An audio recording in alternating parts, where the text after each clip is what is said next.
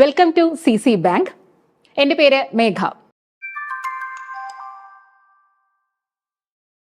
ഇന്ന് നമ്മൾ ഡിസ്കസ് ചെയ്യാൻ പോകുന്നത് CSEB എക്സാമിന്റെ വളരെ പ്രധാനപ്പെട്ട ഒരു ടോപ്പിക് ആയിട്ടുള്ള ബാങ്കിങ് റിലേറ്റഡ് ആയിട്ടുള്ള കുറച്ച് ചോദ്യങ്ങളാണ്.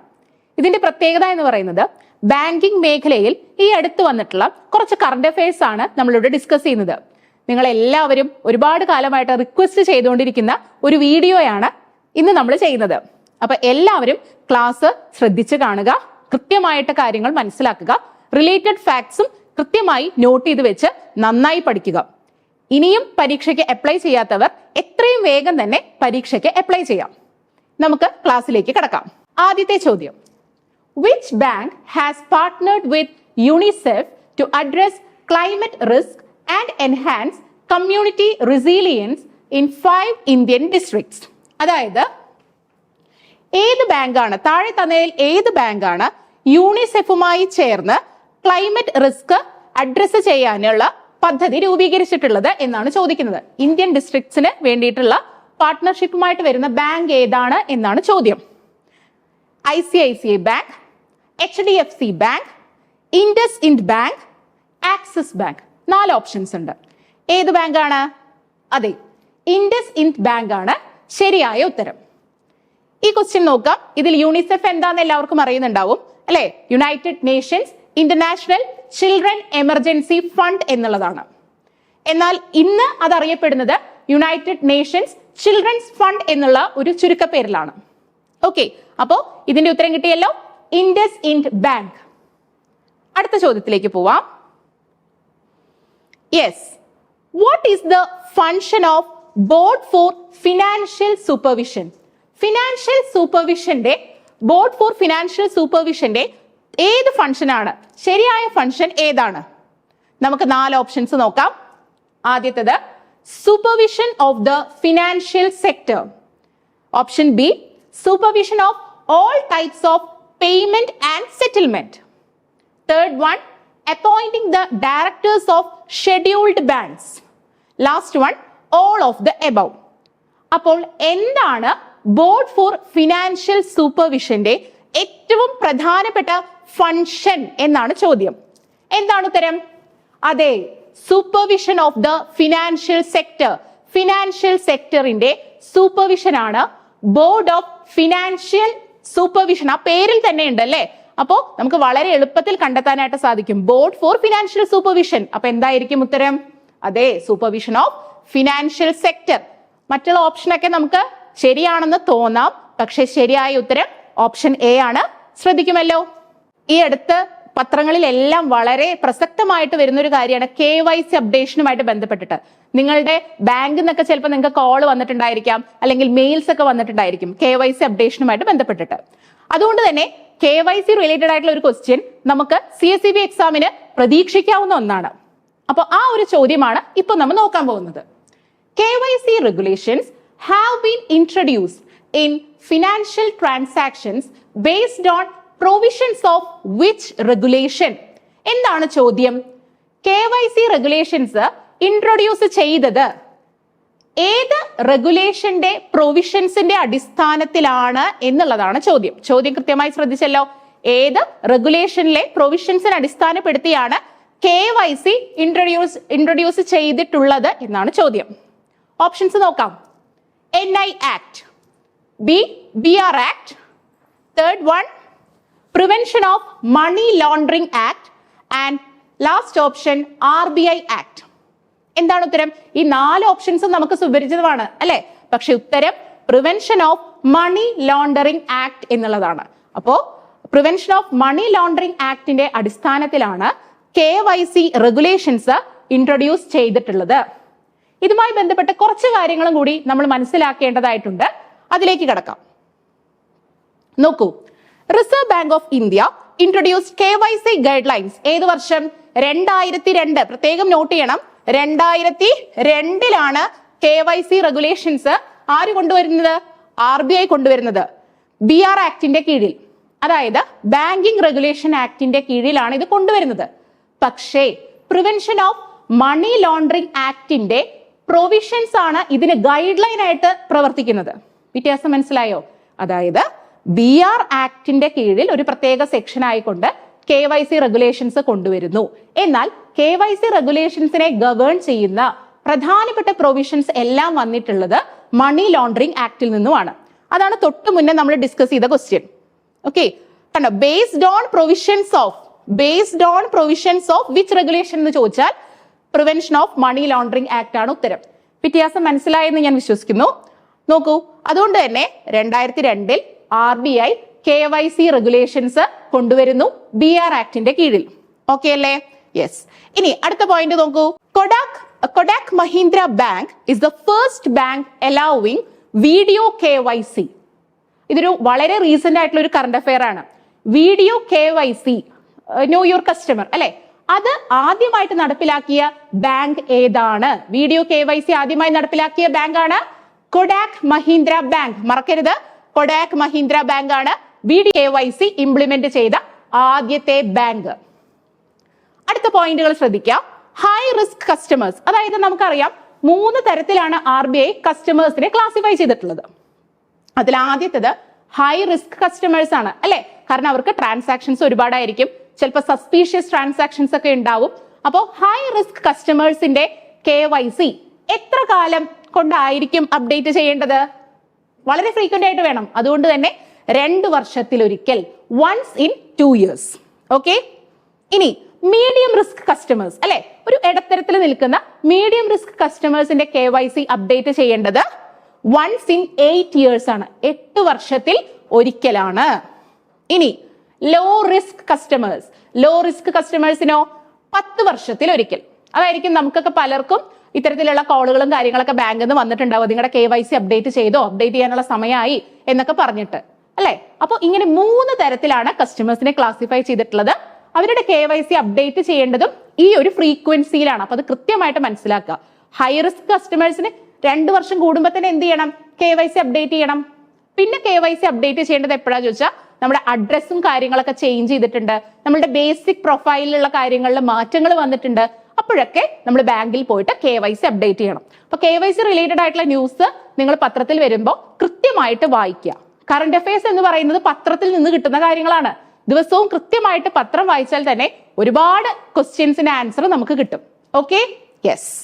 സോ നെക്സ്റ്റ് ക്വസ്റ്റ്യൻ, നമ്മുടെ CSEB-യുടെ ഫ്രീ ആയിട്ടുള്ള ഒരു ലൈവ് ക്ലാസ് ഈ വരുന്ന ജനുവരി 9 രാത്രി 9 മണിക്ക് ലൈവ് വരുന്നുണ്ട്. അതിൽ ഡിസ്കസ് ചെയ്യുന്ന topic banking rating systems. Anupriya miss ആണ് ക്ലാസ് എടുക്കുന്നത്. വളരെ ഇമ്പോർട്ടന്റ് ആയിട്ടുള്ള ഒരു ടോപ്പിക് ആണ് ബാങ്കിങ് റേറ്റിംഗ് സിസ്റ്റംസ് എന്ന് പറയുന്നത്. കൂടാതെ നിങ്ങൾക്ക് എക്സാം റിലേറ്റഡ് ആയിട്ടുള്ള സംശയങ്ങളും നിങ്ങളുടെ മറ്റ് ഡൗട്ട്സ് ഒക്കെ നിങ്ങൾക്ക് ഈ സെഷനിൽ എന്ത് ചെയ്യാം? ക്ലിയർ ചെയ്ത് പോവാം. അപ്പൊ നിങ്ങൾ എല്ലാവരും നന്നായിട്ട് പഠിക്കുക.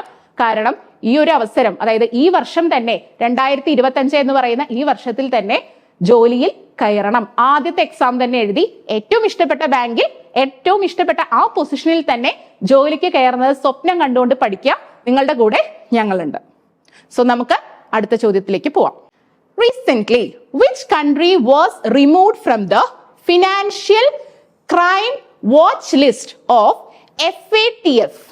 FATF-ന്റെ ഫിനാൻഷ്യൽ ക്രൈം വാച്ച് ലിസ്റ്റിൽ നിന്നും ഈയിടെ റിമൂവ് ചെയ്യപ്പെട്ട രാജ്യം താഴെ പറയുന്നതിൽ ഏതാണ് എന്നാണ് ചോദ്യം. Options UAE, Pakistan, Iran and Myanmar. എന്താണ് ഉത്തരം? UAE അല്ലെ, UAE ആണ്. എന്താണ് FATF എന്ന് പറഞ്ഞു കഴിഞ്ഞാൽ? FATF പലപ്പോഴും ക്വസ്റ്റ്യൻ പേപ്പറിൽ കാണുന്ന ഒരു കാര്യമാണ് അല്ലെ. FATF financial action task force ആണ്. ഫിനാൻഷ്യൽ ആക്ഷൻ ടാസ്ക് ഫോഴ്സ് ആണ് FATF. ഈ ഫുൾ ഫോം പഠിക്കണം കേട്ടോ. Financial action task force. ഇതെന്താണ്? ഒരു ഇന്റർനാഷണൽ ഓർഗനൈസേഷൻ ആണ്. എന്തിനു വേണ്ടി?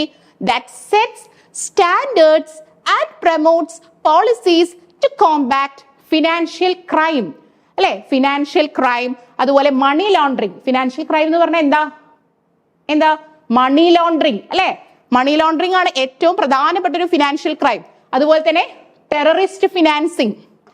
ഇത്തരത്തില് ഒരു രാജ്യത്തിന് വിരോധമായിട്ടുള്ള ഒരുപാട് സാമ്പത്തികമായിട്ടുള്ള ക്രൈമിൽ ഏർപ്പെടുന്ന ഇതിനെയൊക്കെ മാക്സിമം എന്താണ് ഇല്ലാതെയാക്കാൻ വേണ്ടി ആഗോളതലത്തിൽ രൂപീകരിച്ചിട്ടുള്ള ഒരു ഇന്റർനാഷണൽ ഓർഗനൈസേഷൻ ആണ് FATF. ഓക്കെ, അപ്പൊ എന്താണെന്ന് മനസ്സിലായോ FATF? അപ്പൊ കൃത്യമായിട്ട് നമ്മൾ ചോദ്യം ഉത്തരം എന്നുള്ള രീതിയിനേക്കാളും അപ്പുറമായിട്ട് കൺസെപ്റ്റുകൾ മനസ്സിലാക്കുക. പഠനത്തിൽ വരുത്തേണ്ട മാറ്റം അതാണ്. കൺസെപ്റ്റുകൾ മനസ്സിലാക്കി പഠിക്കുക. കാണാപ്പാഠം പഠിക്കുന്നതിനേക്കാൾ ഉപരിയായിട്ട് എന്താണ് ആ വിഷയം, ആ വിഷയത്തെക്കുറിച്ച് ആഴത്തിൽ മനസ്സിലാക്കി പഠിച്ചു പോയി കഴിഞ്ഞാൽ അത് മറക്കില്ല. Okay, yes. ദെൻ FATF എന്നാണ് ക്രിയേറ്റ് ചെയ്തത്? 1989-ലാണ്. 1989-ലാണ് FATF രൂപീകരിക്കുന്നത്. G7 രാജ്യങ്ങളുടെ അടുത്തുനിന്നാണ് ആ ഒരു ആവശ്യം വരുന്നത്. G7 കൺട്രീസ് ഏതൊക്കെയാ നിങ്ങളൊന്ന് ടൈപ്പ് ചെയ്യുക. In response to growing concerns about money laundering. കാരണം ഇത്തരത്തിൽ മണി ലോണ്ടറിങ് ഭയങ്കര കൂടിയപ്പോ ഈ ഒരു കൺസേൺ വന്നപ്പോ G7 കൺട്രീസ് ആവശ്യപ്പെട്ടത് പ്രകാരം ഒരു ഇന്റർനാഷണൽ ഓർഗനൈസേഷനായി എന്ത് രൂപീകരിക്കുന്നു? FATF രൂപീകരിക്കുന്നു 1989. അതിന്റെ ഹെഡ് ക്വാർട്ടേഴ്സ് എവിടെയാണ്? പാരീസ്. ഫ്രാൻസിലെ പാരീസിലാണ് FATF-ന്റെ ഹെഡ് ക്വാർട്ടേഴ്സ്. അപ്പൊ കിട്ടിയില്ലേ? FATF-ൽ നിന്നും റീസെന്റ് ആയിട്ട് റിമൂവ് ചെയ്യപ്പെട്ട, അതായത് അവർക്കൊരു വാച്ച് ലിസ്റ്റ് ഉണ്ട്. അതില് ഈ ഫിനാൻഷ്യൽ ലോണ്ടറിങ്ങിനൊക്കെ, മണി ലോണ്ടറിങ്ങിനൊക്കെ ഒരുപാട് ഹെൽപ്പ് ചെയ്യുന്ന രാജ്യങ്ങളെയൊക്കെ അവർ ഒരു ലിസ്റ്റിൽ പെടുത്തിയിട്ടുണ്ട്, വാച്ച് ലിസ്റ്റിൽ. അപ്പൊ ആ വാച്ച് ലിസ്റ്റിൽ നിന്നും UAE ഇപ്പൊ പുറത്തു വന്നു. അതായത് UAE സർക്കാർ എന്ത് ചെയ്യുന്നുണ്ട്? മണി ലോണ്ടറിങ്ങിനെ കോമ്പാക്ട് ചെയ്യാനുള്ള മെഷേഴ്സ് എടുക്കുന്നുണ്ട്. മനസ്സിലാവുന്നുണ്ടോ? അതുകൊണ്ടാണ് അവർ അതിൽ നിന്നും പുറത്തു വന്നത്. നല്ലൊരു കാര്യമല്ലേ? യെസ്. അപ്പോ UAE ആണ്, മറക്കരുത്. United Arab Emirates, UAE. According to the Brand Finance 2024 report, which is the world's strongest insurance brand? അല്ലെ, കറന്റ് അഫെയർ ആണ്. 2024 ബ്രാൻഡ് ഫിനാൻസ് 2024 റിപ്പോർട്ട് പ്രകാരം ലോകത്തിൽ തന്നെ കണ്ടോ, വേൾഡ്സ് സ്ട്രോങ്സ്റ്റ് എന്ന് പറഞ്ഞിട്ടില്ലേ, ലോകത്തിൽ തന്നെ ഏറ്റവും ശക്തമായ ഇൻഷുറൻസ് ബ്രാൻഡ് ഏതാണ്? നമ്മുടെ സ്വന്തം LIC ആണ്. അത് മറക്കരുത്. നമ്മുടെ സ്വന്തം LIC, life insurance corporation of India. മറ്റ് ഓപ്ഷൻസും കൂടി നോക്കാം. ഓറിയന്റൽ ആണോ? അല്ല. HDFC ലൈഫ് ഇൻഷുറൻസ് ആണോ? അല്ല. മാക്സ് ലൈഫ് ഇൻഷുറൻസ് ആണോ? അല്ല. ഏതാണ്? World's strongest insurance brand according to brand finance 2024 report ഏതാണ്? നമ്മുടെ LIC അഥവാ life insurance corporation of India. Okay, LIC കുറിച്ചിട്ടുള്ള കുറച്ച് ഡീറ്റെയിൽസ് നമ്മൾ ഒന്ന് നോക്കേണ്ടതായിട്ടുണ്ട്. LIC രൂപീകരിച്ചത് 1956 സെപ്റ്റംബർ 1-ാം തീയതിയാണ്. എന്നാണ്? സെപ്റ്റംബർ 1, 1956-ലാണ് LIC രൂപീകരിച്ചത്. 56 എന്നുള്ള വർഷം നമുക്ക് വളരെ, അല്ലെ, മലയാളികൾക്ക് വളരെ സുപരിചിതമായിട്ടുള്ള വർഷമാണ്. അപ്പോ 56 സെപ്റ്റംബർ 1 കേട്ടോ. സെപ്റ്റംബർ 1-നാണ് LIC രൂപീകരിച്ചത്. എവിടെയാണ് LICയുടെ ഹെഡ് ക്വാർട്ടേഴ്സ്? മുംബൈ. അല്ലെ, ഒരുവിധം പ്രധാനപ്പെട്ട എല്ലാത്തിനെയും ഹെഡ് ക്വാർട്ടേഴ്സ് സിറ്റുവേറ്റ് ചെയ്യുന്നത്, പ്രത്യേകിച്ച് ഫിനാൻഷ്യൽ ആയിട്ടുള്ളതിന്റെയൊക്കെ ഹെഡ് ക്വാർട്ടേഴ്സ് സ്ഥിതി ചെയ്യുന്നത് മുംബൈയിലാണ്. LICയുടെയും ഹെഡ് ക്വാർട്ടേഴ്സ് എവിടെയാണ്? മുംബൈയിൽ തന്നെയാണ്. ഇത് വളരെ ഇമ്പോർട്ടന്റ് ആണ്.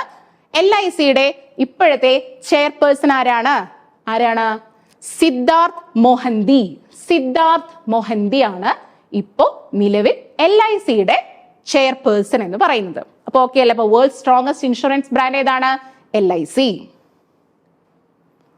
അടുത്ത ചോദ്യം, which regulatory body recently launched Saarthi 2.0 mobile app for investors?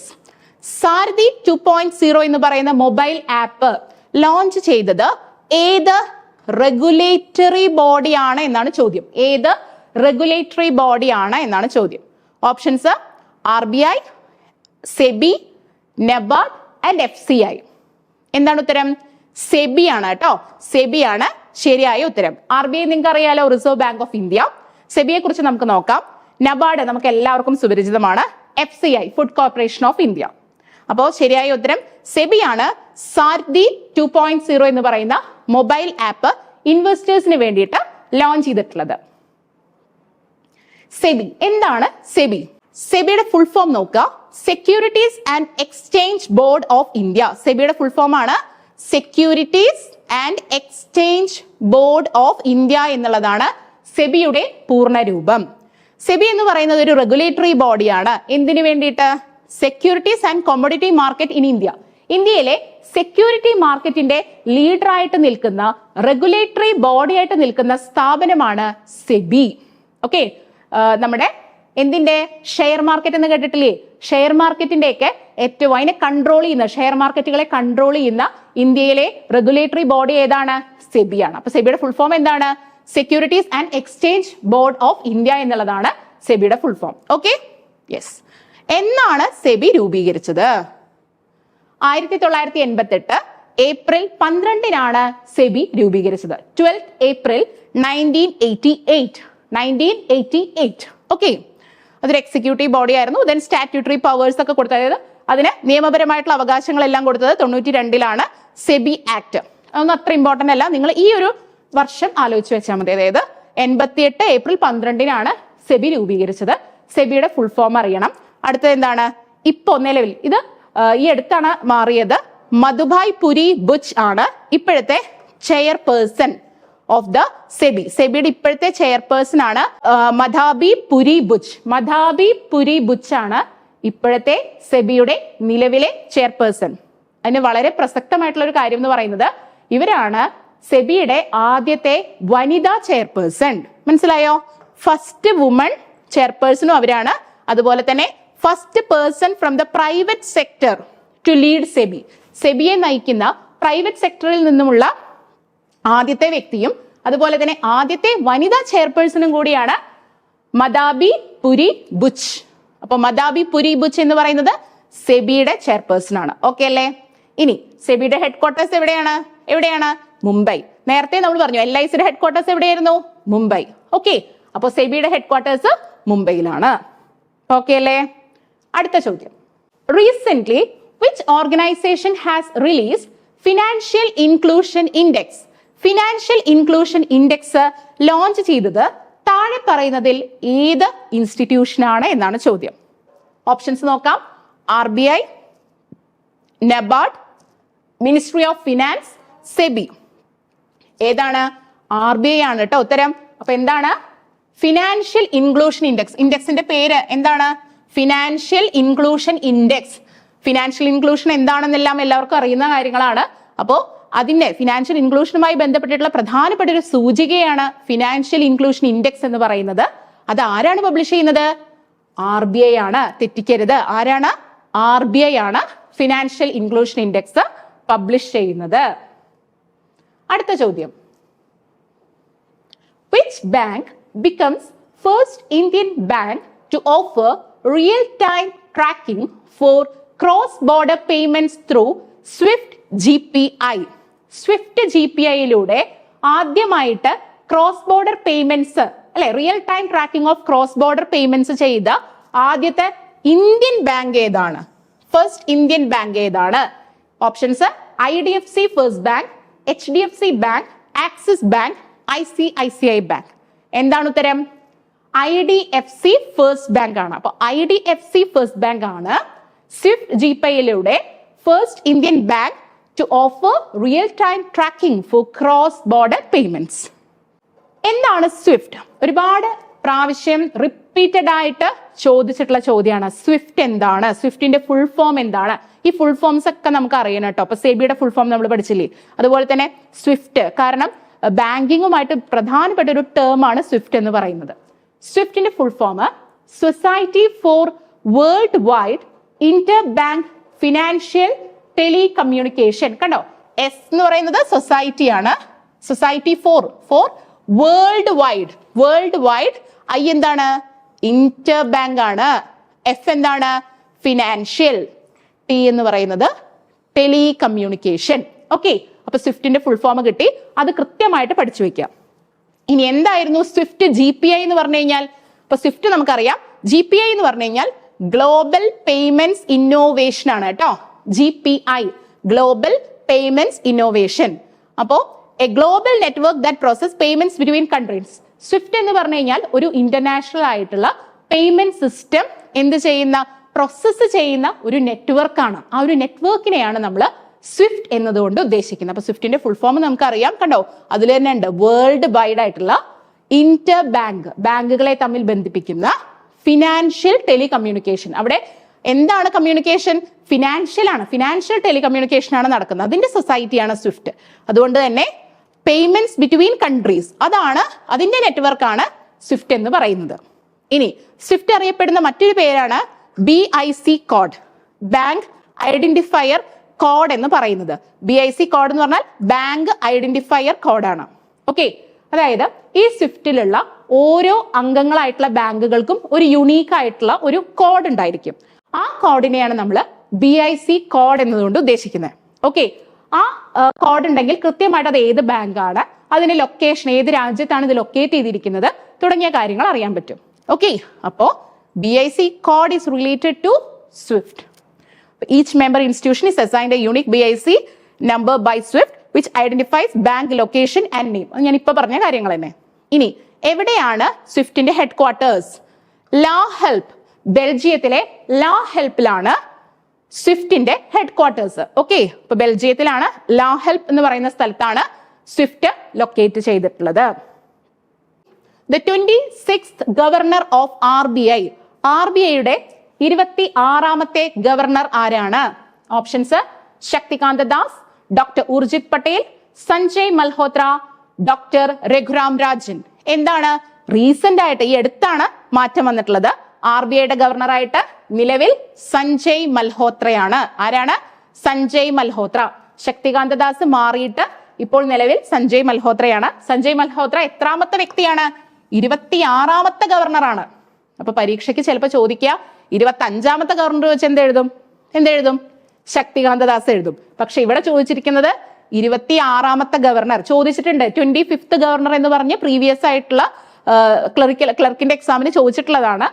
26th ഗവർണറാണ് Sanjay Malhotra. 25th ചോദിച്ചാൽ ശക്തികാന്ത ദാസ്, 26th ചോദിച്ചാൽ സഞ്ജയ് മൽഹോത്ര. ഇനി കുറച്ച് റിലേറ്റഡ് ആയിട്ടുള്ള കുറച്ച് കാര്യങ്ങളും കൂടി നമ്മൾ മനസ്സിലാക്കണം. RBIയുടെ ഗവർണേഴ്സിനെ സംബന്ധിക്കുന്ന വളരെ ഇമ്പോർട്ടന്റ് ആയിട്ടുള്ള കാര്യങ്ങളാണ്. 25th ഗവർണർ ആരായിരുന്നു? ശക്തികാന്ത ദാസ് ആയിരുന്നു. 26th ആണ് സഞ്ജയ് മൽഹോത്ര. ഇനി ഫസ്റ്റ് RBI ഗവർണർ ആരാണ്? First RBI governor Osborne Smith ആണ്. ഓസ്ബോൺ സ്മിത്ത് ആണ് ആദ്യത്തെ RBI ഗവർണർ. അടുത്ത ചോദ്യം നോക്കൂ, ഫസ്റ്റ് ഇന്ത്യൻ RBI ഗവർണർ. അപ്പോ ചോദ്യം ശ്രദ്ധിച്ചിട്ട് ഉത്തരം എഴുതുക. ആദ്യത്തെ ഇന്ത്യക്കാരനായ RBI ഗവർണർ ആരാണ് എന്ന് ചോദിച്ചാൽ ഉത്തരം CD ദേശ്മുഖ്. ആരാണ്? CD ദേശ്മുഖ് ആണ്. എന്നാൽ ആദ്യത്തെ RBI ഗവർണർ ആരാന്ന് ചോദിച്ചാൽ ആരാന്ന് പറയും? ഓസ്ബോൺ സ്മിത്ത് ആണ്. അപ്പൊ ചോദ്യം നോക്കിയിട്ട് ഉത്തരം എഴുതുക. The governor of RBI is the chief executive officer of the Central Bank of India and the ex officio chairman of its Central Board of Directors. അപ്പോ RBI ഗവർണർ ആണ് CEO ഓഫ് RBI എന്ന് പറയുന്നതും ex officio chairman of central board of directors എന്നൊക്കെ പറയുന്നത് ആര് തന്നെയാണ്? RBI governor തന്നെയാണ്. The Indian note issued by RBI bears the signature of the governor of RBI. അപ്പോ നമുക്കറിയാം നമ്മളുടെ എല്ലാം കയ്യിലുള്ള നോട്ടിൽ ഒപ്പിട്ടിട്ടുള്ളത് ആരാണ്? RBI ഗവർണറാണ്. RBI governor is appointed by the government of India for a 3-year term and can be re-elected for the position. വളരെ important ആയിട്ടുള്ള point ആണ്. അതായത് RBI ഗവർണറുടെ കാലാവധി എന്ന് പറയുന്നത് 3 വർഷമാണ്. ആരാണ് അപ്പോയിന്റ് ചെയ്യുന്നത്? സെൻട്രൽ ഗവൺമെന്റ് ആണ്. ഓക്കെ, അതിനൊരു പാനലൊക്കെ ഉണ്ട്. അപ്പോൾ സെൻട്രൽ ഗവൺമെന്റ് ഒരു പാനലാണ് ആരെ അപ്പോയിന്റ് ചെയ്യുന്നത്? RBI ഗവർണറെ അപ്പോയിന്റ് ചെയ്യുന്നത്. 3 വർഷ കാലാവധിക്ക് റീഎലക്ട് ചെയ്യപ്പെടാൻ പറ്റുമോ? തീർച്ചയായിട്ടും പറ്റും. ഓക്കെ, തീർച്ചയായിട്ടും പറ്റും. റീഎലക്റ്റഡ് ഫോർ ദ പൊസിഷൻ, അതിനുള്ള പ്രൊവിഷനും കൂടി ഉണ്ട്. ഓക്കെ, അപ്പൊ 3 വർഷമാണ് നോർമൽ ആയിട്ടുള്ള കാലാവധി. വേണമെങ്കിൽ റീഎലക്ട് ചെയ്യപ്പെടുകയും ചെയ്യാം. അതുപോലെ തന്നെ നമ്മുടെ മോണിറ്ററി പോളിസി കമ്മിറ്റി ഉണ്ട് അല്ലെ, ബേസ് റേറ്റുകളൊക്കെ തീരുമാനിക്കുന്ന repo rate, reverse repo rate എന്നൊക്കെ കേട്ടിട്ടില്ലേ? ഈ റിവേഴ്സ് റിപ്പോയും റിപ്പോ റേറ്റ് അത്തരത്തിലുള്ള ബാങ്ക് റേറ്റുകൾ, ബേസ് ആയിട്ടുള്ള ബാങ്ക് റേറ്റ്സ് ഒക്കെ തീരുമാനിക്കുന്ന മോണിറ്ററി പോളിസി കമ്മിറ്റിയുടെ, അതിനെ നമ്മൾ എന്തെന്ന് പറയും? MPC എന്ന് പറയും, മോണിറ്ററി പോളിസി കമ്മിറ്റി. ഇതിന്റെ ചെയർമാനും ആരാണ്? RBI ഗവർണറാണ്. അപ്പൊ ഒരുപക്ഷെ ചോദിക്കാം, who is the chairman of monetary policy committee? ആരാണ്? RBI governor. 26th ഗവർണർ ആണ് സഞ്ജയ് മൽഹോത്ര. 25th ആയിരുന്നു Shaktikanta Das. First RBI governor Osborne Smith. First Indian RBI governor CD Deshmukh. ഇനി നിങ്ങൾക്കുള്ള ചോദ്യം, ലോങ്സ്റ്റ് സെർവിംഗ് RBI ഗവർണർ ആരാണ്? ലോങ്സ്റ്റ് സെർവിംഗ് RBI ഗവർണർ ആരാണ്? If an account is identified as high risk, fresh KYC documents are to be obtained after dash years. ഇത് നമ്മൾ KYC യുമായിട്ട് relate ചെയ്തിട്ട് ഒരു question മുന്നേ ചെയ്തിട്ടുണ്ടായിരുന്നു അല്ലെ. അതുമായി ബന്ധപ്പെട്ട് പറഞ്ഞൊരു കാര്യമാണ്. അത് നിങ്ങൾക്ക് ഓർമ്മയുണ്ടെങ്കിൽ ഇതിന്റെ ഉത്തരവ് നിങ്ങൾക്ക് അറിയാം. ഹൈ റിസ്ക് കസ്റ്റമേഴ്സ് ആണെങ്കിൽ എത്ര വർഷം കൂടുമ്പോൾ അപ്ഡേറ്റ് ചെയ്യണം? 2 വർഷം കൂടുമ്പോ അല്ലെ. സോ ആൻസർ 2 വർഷം. 8 വർഷം ആരുടെയായിരുന്നു? ഓർമ്മയുണ്ടോ? 5 years ഉണ്ടോ അതില്? 2 years പറഞ്ഞു, 3 years ഉണ്ടോ? അപ്പൊ കൃത്യമായിട്ട് അത് ആലോചിക്കുക. മീഡിയം ലെവൽ കസ്റ്റമേഴ്സ് ആണെങ്കിൽ അവർക്ക് എത്ര വർഷം, ലോ ലെവൽ കസ്റ്റമേഴ്സ് ആണെങ്കിൽ എത്ര വർഷം, ഹൈ ലെവൽ കസ്റ്റമേഴ്സ് അല്ലെങ്കിൽ ഹൈ റിസ്കി കസ്റ്റമേഴ്സ് ആണെങ്കിൽ എത്ര വർഷത്തിൽ അപ്ഡേറ്റ് ചെയ്യണം KYC. അപ്പോൾ ഹൈ റിസ്ക് കസ്റ്റമേഴ്സിന് 2 വർഷമാണെന്നുള്ളത് കൃത്യമായിട്ട് ഓർത്ത് വെക്കുക. അപ്പൊ KYC വളരെ ഇമ്പോർട്ടന്റ് ആണെന്ന് മനസ്സിലായിട്ടുണ്ടാവും. അടുത്തത് RBI യുമായിട്ട് ബന്ധപ്പെട്ടിട്ടുള്ള ഒരു ക്വസ്റ്റ്യൻ തന്നെയാണ്. Consider the following publications: RBI bulletin, financial stability report, industrial outlook survey, consumer confidence survey. ഇതിൽ of these RBI publications include. ഈ 4 എണ്ണത്തിൽ ഏതെല്ലാമാണ് RBIയുടെ പബ്ലിക്കേഷൻസ് എന്നാണ് ചോദ്യം. ഏതാണ്? എല്ലാം ഈ പറഞ്ഞ 4 എണ്ണവും RBIയുടെ പബ്ലിക്കേഷൻസ് ആണ്. അപ്പൊ നിങ്ങൾ എന്ത് പഠിക്കണം? RBIയുടെ ഇമ്പോർട്ടന്റ് ആയിട്ടുള്ള പബ്ലിക്കേഷൻസ് ഏതൊക്കെ എന്നുള്ളത് പഠിക്കണം. ഓക്കെ, ഏതൊക്കെയാണ്? RBI ബുള്ളറ്റിൻ, ആ പേര് തന്നെ ഉണ്ട് അല്ലെ, RBI ബുള്ളറ്റിൻ.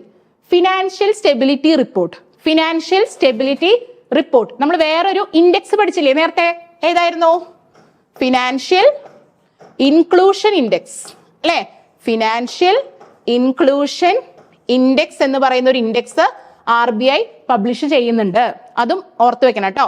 അപ്പൊ RBI ബുള്ളറ്റിൻ ഉണ്ട്, ഫിനാൻഷ്യൽ സ്റ്റെബിലിറ്റി റിപ്പോർട്ട് ഉണ്ട്, ഫിനാൻഷ്യൽ ഇൻക്ലൂഷൻ ഇൻഡെക്സ് ഉണ്ട്, ഇൻഡസ്ട്രിയൽ ഔട്ട്ലുക്ക് സർവേ.